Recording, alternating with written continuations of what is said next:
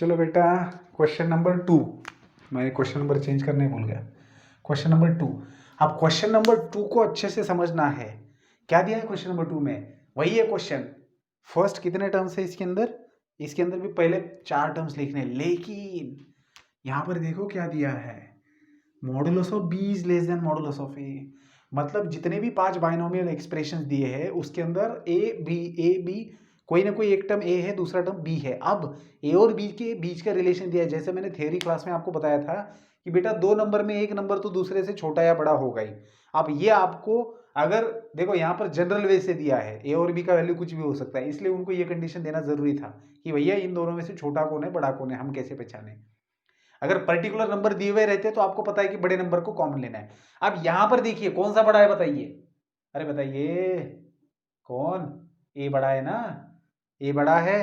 तो अगर ए बड़ा है तो इससे क्या समझ में आता है, if modulus of B is less than modulus of A, इससे हमें समझ में आता है मॉडुलस ऑफ ए को इधर ले आइए तो दिस इज लेस देन 1।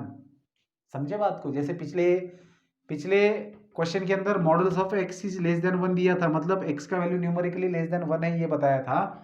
उसी प्रकार से यहां पर क्या बताया जा रहा है कि भैया आपको है ना, कौन बड़ा है यहाँ पर, who is greater, A is greater, तो आपको ए को कॉमन निकालना है आपके बाइनोमियल में से, ताकि एक टर्म तो बनेगा 1 और दूसरा टर्म बनेगा बी बाय ए जो कि लेस देन 1 है। तो आराम से आप उसको एक्सपांड कर सकते हो। समझे बात को? तो वो जो कंडीशन है ना कि एक टर्म 1 चाहिए, दूसरा लेस देन 1 चाहिए, या फिर न्यूमेरिकली लेस देन 1 चाहिए, तो वो कंडीशन सेटिस्फाई हो रही है इस बात से। अगर मान लीजिए कि वो लोग बुक के अंदर ये कंडीशन ही नहीं देते और बस इतना ही क्वेश्चन लिख देते, तो आप मैकेनिकली तो सॉल्व करते कि चलो भैया नेगेटिव है वगैरह वगैरह, आपका आंसर भी आता, लेकिन आप मेन चीज को भूल जाते। मतलब मेन चीज के ऊपर आपका फोकस नहीं ये समझ में आता। क्योंकि कोई भी बंदा जो नेगेटिव इंडेक्स है या फिर फ्रैक्शन इंडेक्स है उसको एक्सपांड करना चाहेगा तो वो सबसे पहले पूछेगा कि भैया मुझे इसके अंदर एक टर्म 1 चाहिए और दूसरी टर्म लेस देन 1 चाहिए, न्यूमेरिकली लेस देन 1 चाहिए। तो वो है या नहीं? अगर ये कंडीशन ही नहीं दी है तो आप कैसे पहचानेंगे भैया कि B by A less than 1 होगा ए बाई बी? क्योंकि देखो ये तो सही है कि ए और बी दो अलग अलग नंबर है तो दोनों में से एक छोटा या बड़ा होगा। तो अगर ऐसे एक्सप्लेन नहीं किया है तब आप खुद जो भी नंबर कॉमन लेंगे तो आपको वहां पर बताना पड़ेगा कि ये बड़ा है, ऐसा कंसिडर करके हमने कॉमन लिया है। ठीक है, तो चलिए कोई दिक्कत नहीं। यहां पर तो दिया है कि mod of B is less than mod A, that's why we know that A is greater and we will take common A from the binomial expression. तो जैसे पहले वाले को अगर मुझे एक्सपांड करना है तो सबसे पहला वाला काम मैं क्या करूंगा, इसमें से किसको कॉमन लूंगा, ए को कॉमन लूंगा। क्यों? क्योंकि ए बड़ा है, जो भी बड़ा है उसको कॉमन लेंगे। तो दोनों में से ए को कॉमन ले तो ब्रैकेट के अंदर क्या बचा, पहले टर्म में बचा ए, और दूसरे टर्म में क्योंकि यहां पर ए नहीं था तो डिवाइड करेंगे और इसका पावर है -3। अब बेटा इसको एक्सपांड करना है तो ये तो बाहर है, बाजू वाला है, तो ये तो क्लियर कट बाहर आ जाएगा, पावर लेके सीधा ए को पावर दे दिया -3 का, बात खत्म। और अब -3 इसके सिर के ऊपर आकर बैठेगा। अब हमारा टारगेट है इसको एक्सपांड करना, क्योंकि ये 1 है और ये लेस देन 1 है तो हम इसको क्लियरली एक्सपांड कर सकते हैं। तो सिंपल है, ए रेज टू -3 को बाहर रखिए, करली ब्रैकेट डाल दीजिए और इसका एक्सपेंशन लिखिए। पहला टर्म एज इट इज, क्योंकि माइनस है तो प्लस, सेकंड टर्म आएगा माइनस। अब power into X that is B by A. समझ रहे हो बात को? इससे कंफ्यूजन नहीं होना है कि यहाँ पर जो भी टर्म आएगा ऐसे आया वैसे, कुछ नहीं दिमाग में रखना है। बस A raise to N plus N times, मतलब 1 raise to N plus N X वगैरह, 1 प्लस एक्स वाला ही ध्यान में रखना। ठीक है ना, जनरल फॉर्म ध्यान में रखना, बात खत्म है। प्लस माइनस फिर आएगा plus N into N minus 1, तो ये एन है इंटू एन माइनस 1 है, एंड डिवाइडेड बाई 2 फैक्टर भूलना नहीं है, और इसका है स्क्वायर, तो बी बाई ए का स्क्वायर बन जाएगा। तो ये बन गया प्लस माइनस प्लस, और एक और टर्म आएगा माइनस, क्योंकि हमें 4 टर्म चाहिए। ठीक है ना, तो 1 2 3 हो गया। अब फोर्थ टर्म, अब फोर्थ टर्म क्या आएगा, n into N minus 1 into N minus 2, that is -3 into -3 -1 -3 -2 divided by 3 factorial and b by a whole raise to 3। ठीक है, तो प्लस डॉट डॉट डॉट आएगा। तो बस अब क्या करना है, आगे सिंपल कैलकुलेशंस करेंगे अपने अपने, दैट इज 1, ये माइनस माइनस प्लस बन जाएगा 3b बाई ए, फिर ये -4 है तो -4 इंटू -3 बनेगा +12 डिवाइडेड बाई 2 फैक्टर मतलब 2, दैट इज 6, तो +6b square by A square आएगा। यहाँ पर देखिए ये -4 है और ये है -5, नीचे है आपके पास 6, तो ये minus minus plus plus minus minus minus minus plus, मतलब प्लस ही आएगा। अब इनका एक्सपांशन देखिए, तो इसको आप तोड़ सकते हो, 2 3 और 2 2 ज़ा, इस 3 को इसके साथ में काट दो तो बचेगा क्या, 5 2 10 बचेगा।